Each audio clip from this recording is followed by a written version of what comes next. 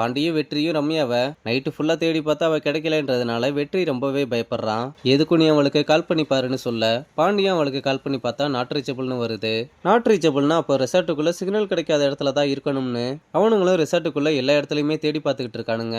பத்தாததுக்கு நம்ம பசங்களையும் கூப்பிட்டு தேட சொல்லிக்கிட்டு இருக்கான். அப்ப திடீர்னு வெற்றிக்கு நான் கிச்சன்ல வேலை பார்த்தப்போ ஸ்டோர் ரூம்லயும் ஃப்ரீசர் ரூம்லயும் சிக்னல் கிடைக்காதுன்றது ஞாபகம் வர வேகமா வந்து ஃபர்ஸ்ட் ஸ்டோர் ரூமை செக் பண்ணி பார்த்தா அங்க இல்ல. அப்புறம் ஃபைனலா ஃப்ரீசர் ரூமுக்குள்ள வந்து பார்க்கும்போது ரம்யா அங்க மயங்கி கிடக்கிறத பார்த்ததும் வெற்றி அவளை வேகமா எழுப்ப ட்ரை பண்ணி எந்திரிக்கலன்னதும் அவளை தூக்கிக்கிட்டு வேகமா ஹாஸ்பிட்டலுக்கு ஓடுறான். டாக்டரும் செக் பண்ணி பார்த்துட்டு பயப்பட தேவையில்லை, அவங்க உடம்புக்கு சூடு கிடைச்சதும் நார்மல் ஆயிருவாங்கன்னு சொல்லிட்டு போறாங்க. அப்ப ஐசுவும் வந்து அவளை பார்த்து எல்லாம் சரியாயிரும்னு சொல்லிட்டு கோல்டு ஸ்டோரேஜ் ரூம்ல யாரை கடைசியா நீ பார்த்தேன்னு கேக்குறா.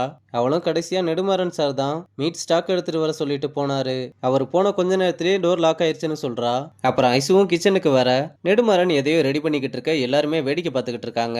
ஐசுவும் ஜான் கிட்ட இன்டர்ன்ஷிப்புக்கு வந்த பொண்ணு எதுக்கு ஸ்டாக் செக் பண்ண அனுப்புனீங்கன்னு கேக்குறா. அதை என்கிட்ட கேட்டா எனக்கு எப்படி தெரியும், செஃப் கிட்ட தான் கேட்கணும்னு சொல்றாரு. அப்ப நெடுமாறனும் ஜானை கூப்பிட்டு இந்த சூப்பை ரம்யா கிட்ட கொண்டு போய் கொடுங்க, அவ கொஞ்சம் பெட்டரா ஃபீல் பண்ணுவான்னு சொல்றாரு. ஜானும் சரின்னு சூப்பை எடுத்து வச்சுக்கிட்டு இருக்கும்போது எல்லாரும் வேடிக்கை பார்த்துக்கிட்டு இருக்கதை பார்த்ததும் இது ஒண்ணு வேடிக்கை பார்க்குற இடம் கிடையாது, போய் வேலையை பாருங்கடான்னு சொல்லிட்டு போறாரு. ஐசு ஒருவேளை நெடுமாறனை சந்தேகப்படுறாளா என்னன்னு தெரியல. இங்க வெற்றியும் பாண்டிய கோல்டு ஸ்டோரேஜ் ரூமுக்கு கூப்பிட்டு வந்து உள்ள போக சொல்ல அவனும் உள்ள போறான். பாண்டியும் உள்ள இருக்க கறியெல்லாம் பார்த்துட்டு இதுல இருந்து ஒரு பாக்கெட் எடுத்தா கூட ஹாஸ்டல்ல ஒரு வாரம் வச்சு சாப்பிடலாம் போலையேன்னு பிளான் போட்டுக்கிட்டு இருக்கான். அப்ப வெற்றி அவனை உள்ள வச்சு லாக் பண்ண இது தெரியாம ஒரு கோழியை கடத்தி ஹாஸ்டலுக்கு கொண்டு போயிடலாம்னு வெற்றி கிட்ட சொல்லிக்கிட்டு டோரை ஓபன் பண்ணா ஓபன் ஆக மாட்டுது. டேய் சும்மா பேச்சுக்கு தாண்டா சொன்னேன், தயவு செஞ்சு கதவை திறடான்னு கதற ஆரம்பிக்கிறான். வெற்றியும் கொஞ்ச நேரம் கழிச்சு கதவை திறந்ததும் வெளியே வந்து உனக்கு கொஞ்சமாவது அறிவு இருக்காடான்னு காட்டு கத்து கத்துறான். யோ லூசு மாதிரி கத்திக்கிட்டே இருக்காத, இந்த ரூமை வெளியே இருந்து யாராவது பூட்டுனாதான் பூட்டுது, எனக்கு தெரிஞ்சு இதை வேணும்னே யாரோ க்ளோஸ் பண்ணிருக்காங்க, அப்போ ஒரு வேலை நெடுமாறனா இருக்குமா? இல்ல பாண்டி, அவர் அந்த மாதிரி ஆளெல்லாம் இல்ல, இதை வேற யாரோ பண்ணிருக்காங்க, கண்டிப்பா இதை கண்டுபிடிச்சே ஆகணும்னு சொல்றான். இங்க பிரியாவும் அவளோட தம்பிக்கு கால் பண்ணி பிளான் சொதப்பிக்குச்சுன்னு நடந்ததெல்லாம் சொல்லி ரொம்ப பயப்பட சரி இப்ப அந்த பொண்ணுக்கு எப்படி இருக்கு, இப்ப கொஞ்சம் பரவாயில்லன்னு தான் நினைக்கிறேன், ஒழுங்கா கவனிக்க மாட்டியா, அடுத்த தடவையாவது பிளான் பண்ணி பண்ணு, இந்த மாதிரி கேவலமான சொதப்பிக்கிட்டு இருக்காத. இல்லடா எனக்கு ரொம்ப கஷ்டமா இருக்கு, சரி விடு எதுவும் ஆகாது பாத்துக்கலாம்னு சொல்லிட்டு நான் டிராவல்ல இருக்கேன் அப்புறம் கூப்பிடுறேன்னு சொல்லிட்டு காலை கட் பண்றான். அங்க கட் பண்ணா வெற்றியும் ஒரு பாட்டி கிட்ட வந்து கிராமப்புற ரெசிபிஸ் எல்லாம் எப்படி செய்யணும்னு கேட்டு அதை நோட்ஸ் எடுத்துட்டு அவங்க கிட்ட ஆசீர்வாதம் வாங்கிட்டு போறான்.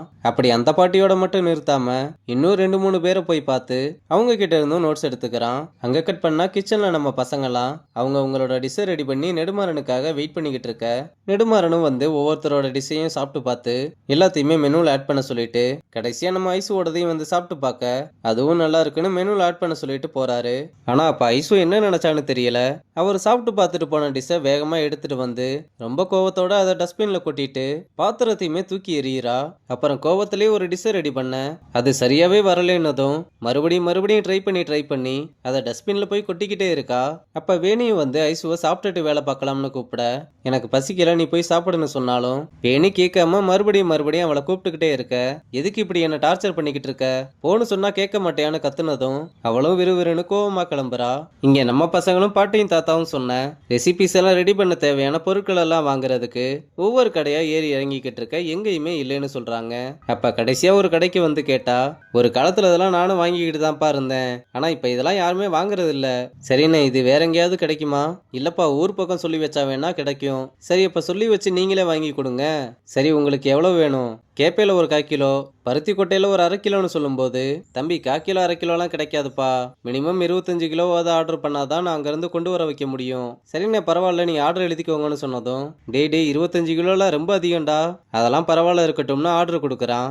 இங்க நெடுமாறனும் ஜானும் புது டிஷஸ் பத்தி பேசிக்கிட்டே ரிசப்ஷனுக்கு வந்தா அங்க அக்காக்காரி பாய் ஃப்ரெண்டோட வந்து ரூம் எதுவும் அவைலபிளா இருக்கான்னு கேட்டுக்கிட்டு இருக்கா. அப்ப நெடுமாறன் அவங்கள பார்த்ததுமே ரொம்ப கோவமா முறைச்சு பார்த்துக்கிட்டு இருக்க அக்காக்காரியும் நெடுமாறனை பார்த்ததும் பாய் ஃப்ரெண்டை கூப்பிட்டு அப்பா நிக்கிறாருன்னு பயத்தோட சொல்றதோட இந்த எபிசோட முடிச்சிருக்காங்க.